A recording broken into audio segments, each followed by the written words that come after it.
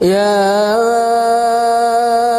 أيها الذين آمنوا استعينوا بالصبر والصلاة إن الله مع الصابرين.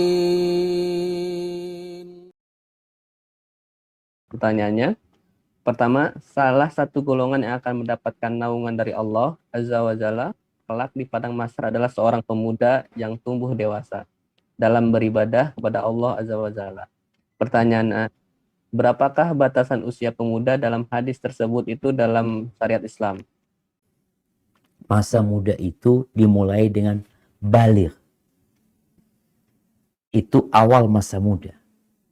Kemudian dia akan lanjut sampai umur 33 tahun. Dikatakan itu puncaknya masa muda.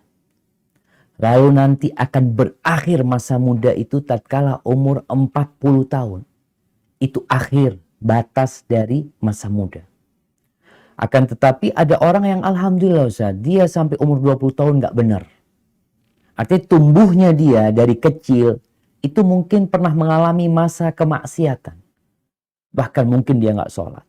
Tapi alhamdulillah dia ketika umur 20 tahun dia bertobat. Ada yang bertobat ketika umur 30 tahun. Ada yang bertobat ketika umur 33 tahun. Itu semua masa muda. Tapi tumbuh, besar, beribadah kepada Allah terus, dia nggak masuk.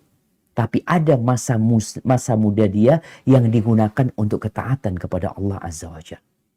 Jadi itu fase masa muda. Ketika umur 40 tahun itu akhir dari masa muda. Dan itu masa kesempurnaan manusia sebenarnya. Orang sudah menjadi dewasa, sudah mateng ya. Tapi yang jelas masa muda itu dari baligh sampai umur 40 tahun. Sehingga kalau ada orang yang sebagian masa muda dengan kemaksiatan. Dan setelah itu dilanjutkan dengan ketaatan kepada Allah. Semoga tetap dia mendapatkan naungan. Tapi sesuai dengan ibadah dia. Karena nggak sama. Orang yang dari kecil tumbuh beribadah kepada Allah. Sampai dia habis masa mudanya, tapi ada yang dipakai untuk kemaksiatan di sebagian masa muda dia.